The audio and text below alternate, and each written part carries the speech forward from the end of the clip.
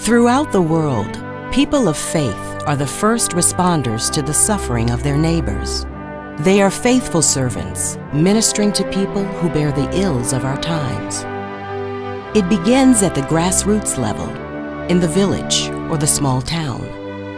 A spirit rises, unites faith with deed, and the world changes. And we bear witness to a force of light that renews hope to the despairing. Members of a community can sometimes be recognized by their vulnerabilities. They're unhoused, imprisoned, or ill. There are others whose wounds are hidden in plain sight. They're survivors of violence. They're unemployed. Just being able to talk about what had actually happened and have somebody really hear it. The more we listened, we could understand the grief and the loss and the pain and the uncertainty that they were experiencing. The support a society bestows on persons who stand at its margins can reveal the conscience and soul of that society. Recovery is a lifelong deal, and I was scared. That place there changed my life. There are many communities with leaders who strive to recognize, maintain, and strengthen every person's value. These communities support the basic rights of all persons to equal access to housing, education, employment, medical care, and legal redress. We do have to help folks when they're hungry. We do have to help folks when they're homeless. We do have to help folks individually when they're without a job. That's essential. But we also then have to look at the long-term systematic type changes. What we learn is that those who experience the support of their community and are able to strengthen their own lives then return to offer a hand for the next soul to rise up.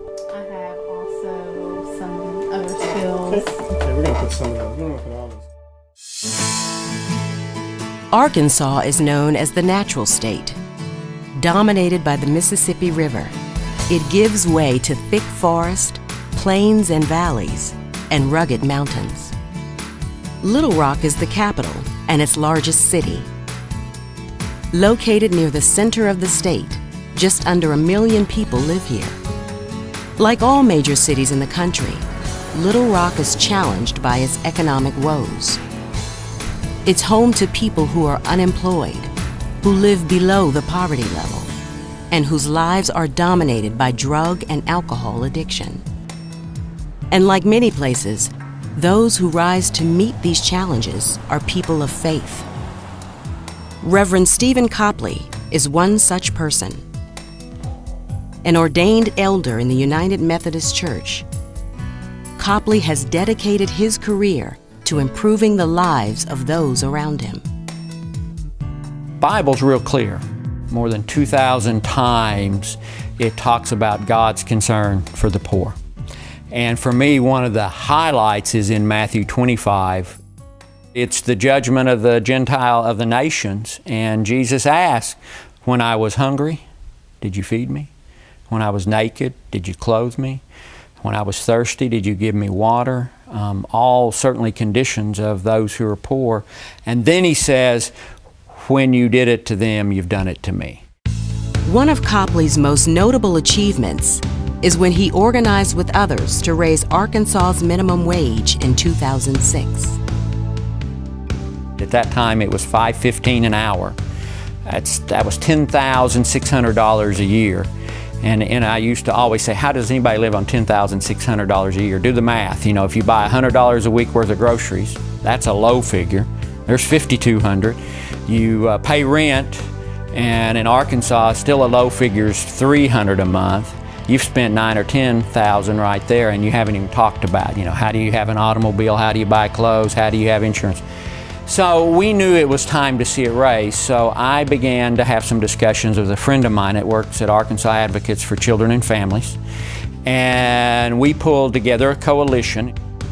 Copley chaired the coalition named Give Arkansas a Raise Now, It consisted of advocates for children, the unhoused, the unemployed, the NAACP, and the faith-based communities.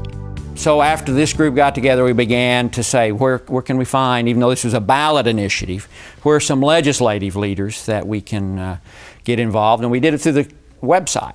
And we asked people to sign on, and they began to sign on, and candidates began to sign on. So that piece was in place. And then what happened with the website and with the publicity, because the press was really excited, our polling had shown that 88% of all Arkansans said, you know, it's not right if you work hard, play by the rules, and you're living in poverty. The press loved it. Citizens began to get excited, and the coalition got 100,000 signatures to get the measure on the ballot. And then things got really interesting. We didn't have to get it on the ballot. What happened is the governor had a special session called special legislative session. They came to us and said, we'd like to put it on in the call, and would you all be willing to do that if we made some kind of concessions and trade-offs? And we did, and the minimum wage was raised $1.10 in Arkansas. But there it is, how ordinary church folks, understanding the need that people shouldn't work hard and play by the rules and be poor, with this group of advocates that were pulled together, many of them church leaders, working with political leaders, we were able to make a change. One that has to continually be made, but it began to make some systematic type changes. Today, Copley serves on a number of nonprofit boards and focuses on a variety of social issues. One of the most important ways to affect change, he says, is to work one-on-one with individuals to identify their passions and their strengths. The Mission Committee of the First United Methodist Church is one such program. It provides real-time support to persons who are unhoused, unemployed, and underemployed.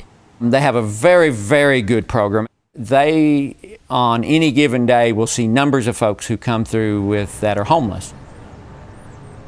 There are people out on the street, and they're in shelters, who have almost no resource to even do the simple thing of finding a job. These are the 8 tokens. Anthony Falkowski is the director of the Community Assistance Program. And when you come back here with proof of a job, I'll give you a 10-ride bus pass to start you toward your paycheck. People come in off the street and receive counseling on job placement. They're given a list of potential employers, including those who are willing to hire people with felony backgrounds. And people are also provided with bus tokens so that they have transportation to get to their interviews. What they really need from us is an opportunity to get a job so they can get their life at least somewhat back on track. You can't pay your rent, you can't pay your utilities, you can't do anything without an income. The Community Assistance Program is about people's resiliency. It is a starting point that gives them a fighting chance. Try to find a way at the library or one of the shelters you're staying in to try to put your information. If resume is a funny word, it really simply means what you've done, your work history. These folks are coming in already gun shy, if you will. So my job is to put them in a comfortable place as quickly as I can, look at them, accord them the dignity that they deserve, with an intelligible conversation, with a good offer on how they can progress to get out of the situation they're in. In a year's time, Falkowski may serve 1,300 people. More than 400 people have found work and a living wage through the program. I have to deal with what I have. I don't know how much I'm going to get. The program is funded by collections in church. Once a month, members are encouraged to leave money on the rail when they receive communion. So the money fluctuates, and the work doesn't.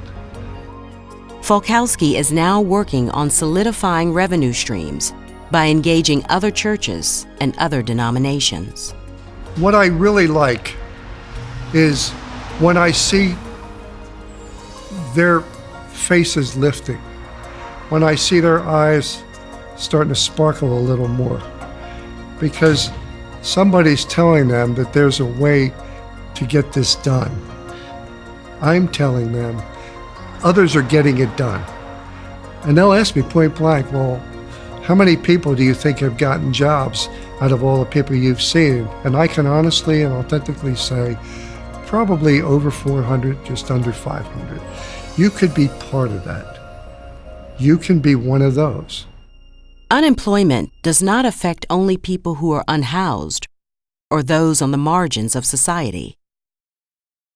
Copley sits on a national steering committee of faith advocates for jobs. With others, he reaches out to ministers and congregations throughout the city to prioritize the plight of unemployed. There is no single picture or caricature of those who are unemployed. They cross all ages, socioeconomic status, all race, all gender characteristics. Although we have found out that there's some stigma within middle-class churches that, well, I really don't want to let the person next to me in the pew know I'm unemployed because I've somehow failed. In one of the city's more affluent suburban neighborhoods is Trinity United Methodist Church. Any adjustments we should make going forward? Trinity began an unemployment support group when a member realized that some of her friends in church had recently become unemployed. We reached out to 4 or 5 members here thinking that we would have mentors and that we would connect the unemployed with one-on-one support. And we learned we weren't quite on base, that what that group of unemployed were expressing they needed was support. They wanted a group support. The more we listened, we could understand the grief and the loss and the pain and the uncertainty that they were experiencing. Anne, one of its founding members, found it to be very helpful to build a community. She was laid off after 10 years with her company. She joined the support group, both as a leader and as a participant. Just being able to talk about what had actually happened and have somebody really hear it. We have been able to reach out to several other individuals in our church, and it was amazing to me the number of people after I was unemployed that I found out were unemployed that were sort of hiding in the background. She was always a leader, so even as a group member, she was a group leader. She was bringing refreshments, she was helping recruit, she was very willing to share her personal story and progress and needs. And then as we moved on and she was still unemployed toward the next group, she again wanted to be part of the group. She is still participating, she's still giving back, she'll be a leader in going forward and mentoring others. Today, Anne is employed, working 2 part-time jobs. It's not ideal, but she's making it. There's a scripture that's been really strong in our family for many years. It's in Jeremiah, "For I know the plans I have for you, plans for good and not for evil, plans for a future and a hope." I think that's just as valid for us today. The best way faith leaders can affect long-term change, I see, as 2 ways. First of all is the individual work. We do have to help folks when they're hungry. We do have to help folks when they're homeless. We do have to help folks individually when they're without a job. That's essential. But we also then have to look at the long-term systematic type changes. Better Community Development, known as BCD in Little Rock, Arkansas, is a community-based organization that looks to long-term healing and advocacy. The programs include a youth activity center, health and wellness program, and supportive housing program, a substance abuse treatment center, and a home buyers program. The BCD reflects the needs of the community. Our theme line is rebuilding lives and restoring communities. And so we now have the component that rebuild lives, which is children and youth and persons who are addicted. And the restoring communities part is the housing and the economic development arm, which helps sustain the programs that we have. that we offer to people. It began with the vision of the Reverend Robinson, a pastor who wanted his church to serve the people in one of Little Rock's poorest neighborhoods. So he wanted the church to be a church that served the community, not a church to just do 11 o'clock Bible study and all those other church things. It was named the Teresa Hoover United Methodist Church, after the Arkansas native who was, at that time, the head of the women's division of the United Methodist Church. So he called and asked her if in fact we could use her name and name a church in her honor. And it was the beginning of creating a mission church, a brand new mission church. Better Community Development sprang up as an offshoot of the church. Funded by city, state, federal, and private funds, the organization serves about 2,200 people a month. The organization provides 6 basic programs. The youth program provides activities, resources, and education to kids at risk. The supportive housing program provides housing for unhoused persons or those who have been formerly incarcerated to help them re-enter society as productive citizens. The Hoover Treatment Center provides a structured, 24-hour, comprehensive, intensive residential and outpatient program that treats men and women who are chemically dependent. The NIA Center houses the state-of-the-art program based on the Jobs for Life curriculum. There is a comprehensive health and wellness center. And there is the BCD Homebuyers Program, a community housing development organization. And now, a new 25,000 square foot complex known as the Empowerment Center will soon open to provide supportive housing, office space, conference, and classrooms. So you have a gap in between here. What's going on with that? Because someone might ask you that. Mm-hmm. Well, Monty Payne is the Administrative Council Chairperson for BCD. Just focus on my education. Okay, good. So we got the school information down there. 8 years ago, Monty was homeless and addicted to drugs and alcohol. I ended up in the Union Rescue Mission. It was sleeting that night. And that morning they told us we had to go. Because when you're going through that type of stuff, you try not to think or feel. We were walking over the bridge in sleet, and I was scared. I was scared. I didn't know what to do. I just followed a group of people. Monty ended up at the bus terminal to stay warm. An old friend saw him and brought him to BCD for a hot meal. So they fed me, and then they got ready to teach the class. And I was like stuck. I was like, they fed me, I can't just leave. And when they started teaching the class, we realized that recovery is a journey of discovery. Monty stayed for a class about the chemical dependency program. From there, he sought treatment from the Hoover Center's 33-day inpatient substance abuse program. He continued with the aftercare program, where clients receive job readiness and life skills training and referrals for mental health and other health-related issues. To overcome those roadblocks. you can go to chemical free and stay there and get a job and learn how to do your finances, budgeting. They help you out with parenting skills, how to get to learn how to be a better father. Give me one of your roadblocks. I'm working on developing some kind of awareness about who I am and whose I am. So, and it just, just let me know that I am somebody. That place there changed my life, because when I was there, I had an opportunity to continue to fulfill my recovery. Recovery is a lifelong deal, but they had taught us that we had to have a foundation. And I got my foundation going to Chem Free. It's like work meeting home. Work meeting home. That's what they taught us. And when I started doing that, I started realizing that's the foundation. Through Better Community Development's credit repair and mortgage attainment program, Monty was able to purchase his home where he now lives with his son. He looks for every opportunity to grow spiritually. As he grows and as he's finding opportunities to do that, he doesn't do it by himself, he takes someone with him. Former clients often return to volunteer their time and to share their stories. 70% of our clients are employed when they leave the program, and at least 50% are reunited with their families. The story here is truly about partnerships from every level, from the grassroots to the governor, from United Methodist Church to the Muslim mass. Everything that we've ever done with BCD, we have always had partners. A new partnership is evolving. Copley and other faith leaders are offering members of their congregations the opportunity to meet the talent pool of BCD's Jobs for Life graduates. They are organizing for change. We have a workforce here, 32 people daily that we see.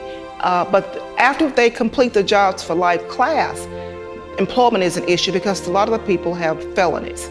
But we can create with other United Methodist churches who have employers a relationship where we can provide them with people to work. We will continue to provide the case management, the supportive services. We just need for them to help us place them in a position.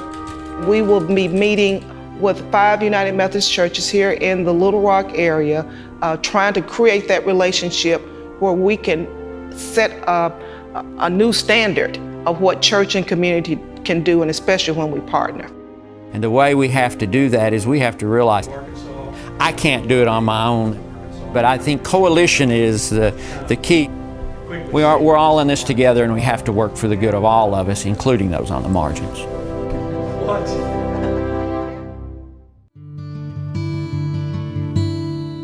Appalachia is a land of majestic mountains inhabited for generations by people known to be independent, proud, and self-reliant. Located in the southeastern portion of the United States, the region is rich with natural resources and a distinctive culture. Despite the wealth in the land and the strong work ethic of the people, Appalachia is a region riddled with poverty. It's a generational struggle that's been raging for more than 100 years. In a 24-county area, 26% of its population lives at or below poverty level, with more than 55,000 people making less than $10,000 a year. The struggle for economic development is coupled with inadequate school systems, poor roads and public utilities, deficient medical care, and a high rate of drug abuse. Scratch the surface, and there are people suffering from hunger and malnutrition. Bill Engel is a judge in Central Appalachia.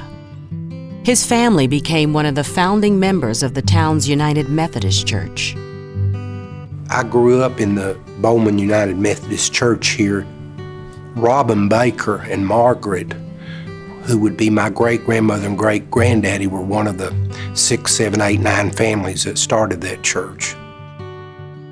He offers insight into the region's poverty issues, linking the similarities between the issues of urban poverty and poverty in Appalachia. I think that we need to look at both the urban and the Appalachian problems to some degree in the same light and try to develop strategies that will help solve the problems in both those areas.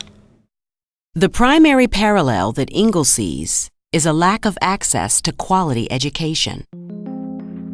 Their early years, they're not nurtured on the importance of education. There's not books in the household. There's not encouragement to better their education, to advance in education. In the long run, a lack of access to education hinders the growth of a healthy and economically secure community. Instead, it can result in unemployment, healthcare crises, a broken criminal justice system, and a cycle of poverty. Another area that rural Appalachia shares with inner-city communities is a rising prescription drug problem. Most of the drugs that are abused here are prescription drugs. Some of them are actually gotten through a prescription where they've given a physician a history and it's not necessarily accurate, or they have had a legitimate injury.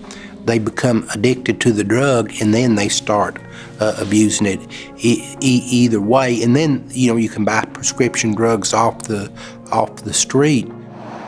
Judge Engel decided a different approach was needed to address the drug issues facing his community.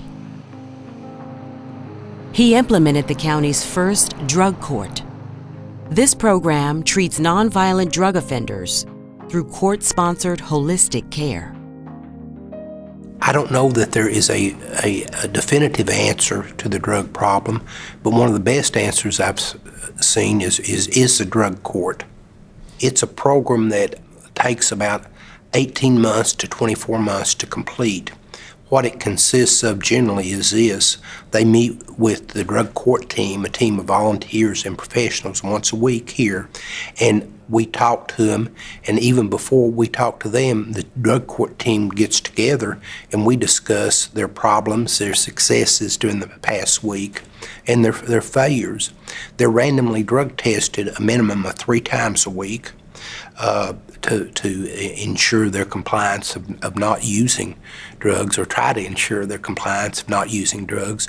They're required to work 30 hours a week, perform community service 30 hours a week, or work on their GED or college 30 hours a week, or some combination. They have to go to 2 or 3 NA or Lifeline meetings a week. They have to go counseling at Kentucky River Community Care, which is a local mental health and substance abuse agency. They have maybe 1 group session and 2 or 3 individual sessions a week. Then they have to keep a journal. So we keep them extremely busy, because treatment to me is the important thing. You know, the coercion of the court is used to, I guess, to get their attention, to require initial compliance, but until they get the treatment and really want to change their lives themselves, we can't make them change their lives.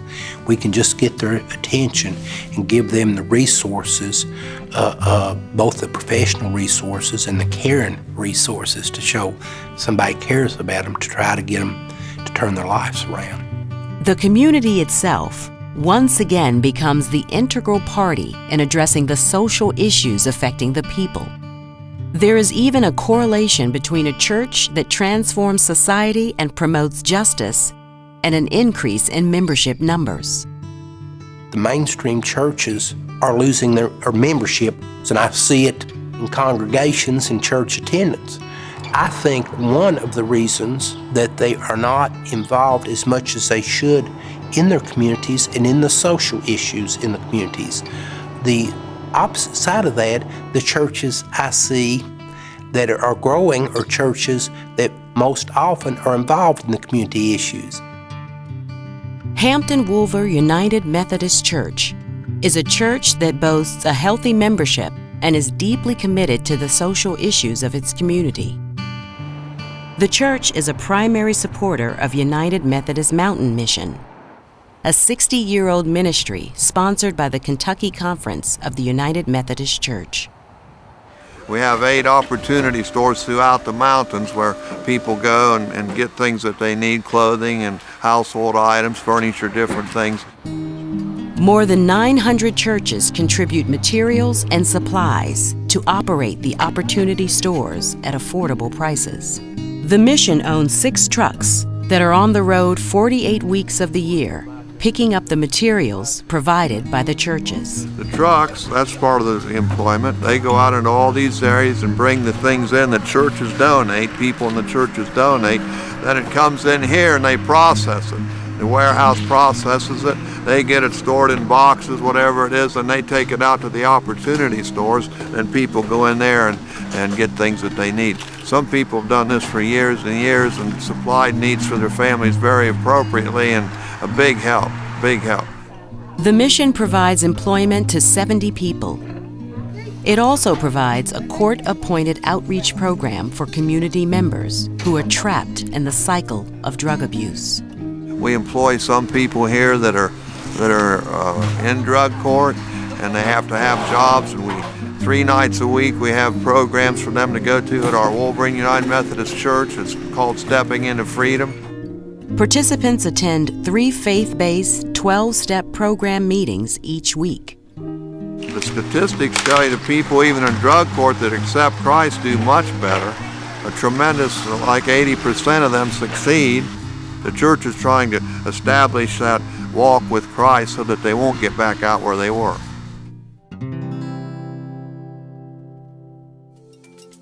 From savannas rich with wildlife, hot deserts and snow-capped mountains, to white beaches and lush forests, Kenya, Africa is a land of contrasts. Located on the eastern side of Africa, Kenya is home to cultures that are nearly untouched by the modern world. Yet, the capital is a large metropolis with one of the strongest economies on the continent. For more than 20 years, Kenya has endured an unrelenting crisis.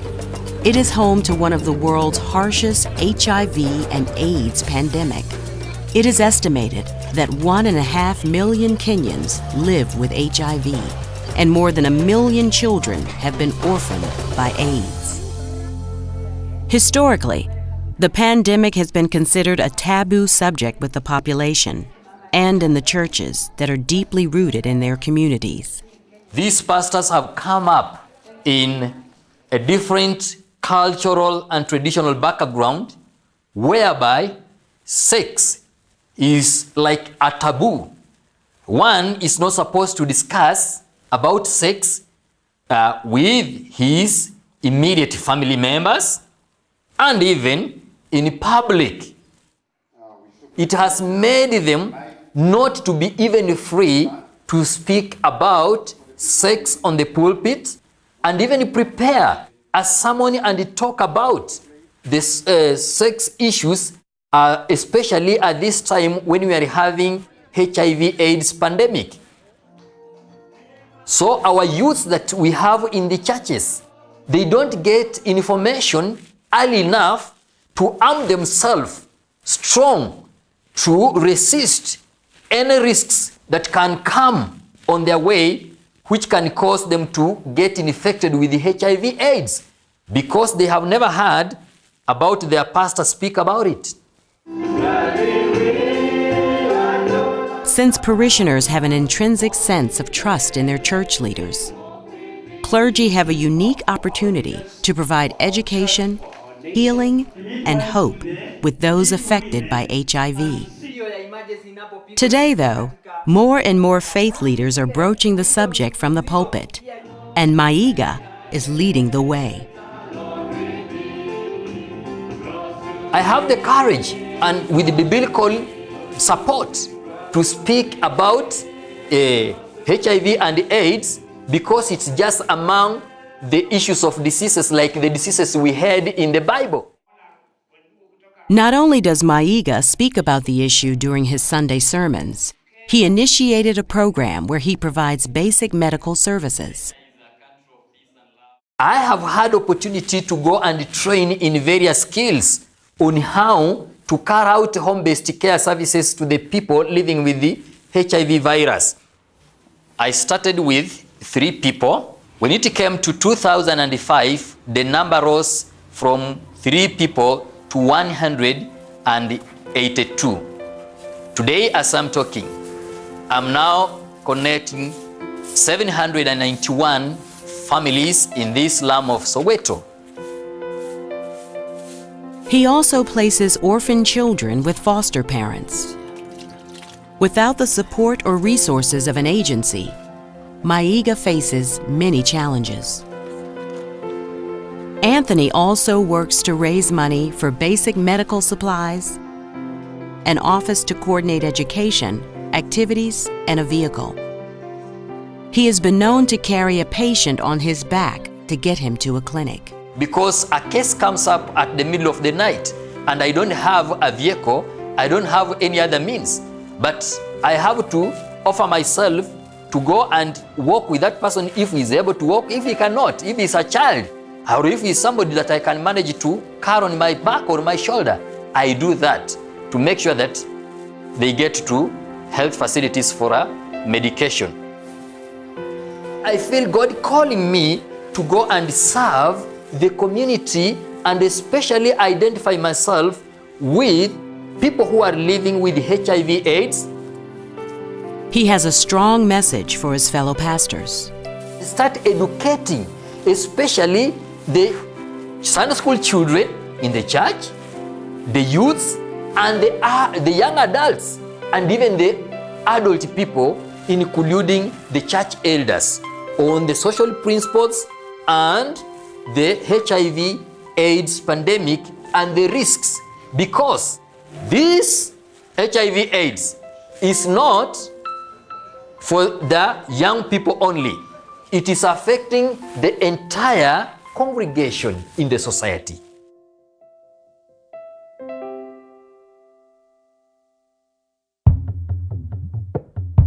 Crossing the continent, a different type of devastation has plagued Africa's most populated country. The Northern Plateau region of Nigeria, once considered a West African paradise, is engaged in violent clashes, destroying both the stability and peace of the region. Labeled by some as a war between Christians and Muslims, the conflict is rooted in geographic divisions, competition for economic resources, perceptions of ethnic and religious identity, and political allegiance. It involves people across divides, people of different religious belief, Muslims and Christians. It involves people of different ethnic background that are all living together prior to those experience of violent conflict, have lived for decades harmoniously. Every time the conflict occurs, it tends to take a religious connotation, even though most of the issues involved are not really religious, are more political and economic in nature, where Muslims are in the majority. You find the Christians to the disadvantage, and where the Christians are in the majority, you find the Muslims to disadvantage. Destruction to houses, destruction to schools, destruction to on means of livelihood. It always resulted in the displacement of thousands of people that find themselves in internally displaced persons camp, and it also equally led to loss of thousands of lives. I said in many places that the issue of Nigeria is insecurity. If you have security, nobody can go out. If you want to try what I'm saying, just go out here, shout with your knife or gun outside. Nobody will come for the next 1 hour to arrest you. So that's the problem we're facing. People exploit these avenues of insecurity and look at the things that you hold most dear and tell you lies about it. Then you go out defending. That's why we have pseudo-religious crisis, pseudo-tribal crisis in Nigeria. I don't want to agree it's religious. It's usually tribal, being the exploitation of either politicians who want to get office by any means. They make mislead the people to go into fighting. The religious body are supposed to complement the efforts of government to make sure that security is paramount. Because the church and those who are here that they believe in God are supposed to walk according to their moral standards and according to their norms to make sure that peace reigns. But if the church that is supposed to wade into the government to make sure that peace reigns in government and everything goes on right is now the one that the government is now coming into it to make sure that peace reigns, then something is wrong. Issues of party primaries, particularly the ruling party, is a very tense competition between the two groups, because each group will fill in their candidate, and they will support their candidate and will want their candidate to win, because that is what will lead them to have control over the local government. So I see this issue as very, very central, because it translates into all the other political and economic and social issues involved. And I think if this issue can be adequately addressed, and if people can clearly see election as not issue of my own tribe, my own religion, but as an issue of who is the best candidate, I think that will help. For centuries, the religious communities of the plateau have lived in peace. Today, the conflict is making it harder to work together, to create change and restore peace. Bridging the divide and restoring communities will take patience, trust, and a willingness to move beyond personal gain. I'm personally convinced that there are Muslims that want to stay in peace. I have that in mind to say, oh, if that is the case, since we have some Muslims that do not want violence, it means we can find peace. We can live together. Because those people, we can also use them so that they can be also to preach peace among others. So there is a hope. Christianity encourages you to love your enemies, to pray for them. If this is what we follow, would we have crises in Jos? If you follow what Islam teaches us that the Christians are the best friends to the Muslims. So that is the kind of a society we should live in. The people are hypocritical, they don't care about religion, especially in Nigeria. In Nigeria, people believe in rumors. They say, I heard Muslim kill. Somebody say if you prostrate in Islam, that what they say on the ground is kill him, you know. So all I want is to have an open mind. Christians are your neighbors, find out about their religion. Muslims are your neighbors, find the Quran and read it. Discover it for yourself. In the past, governments, they in fact did not give more priority to the religious bodies.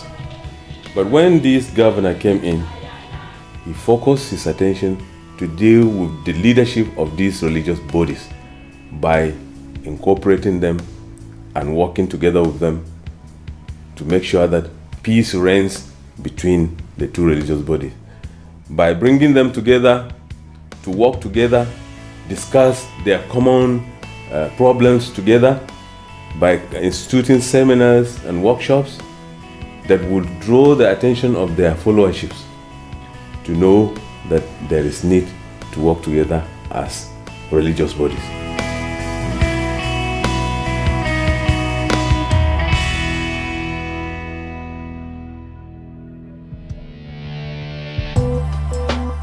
From the streets of Arkansas and the villages of Nairobi to the rolling hills of Appalachia and the dusty plains of Nigeria, we are one global community. When people care and support others, it creates lasting change. For some, that means bus fare to a job interview, a listening ear, standing together for the rights of others, caring for orphans and the sick, creating job opportunities, and walking beside someone starting over. When we become agents of change in our communities, we empower others to change their world and to change our world.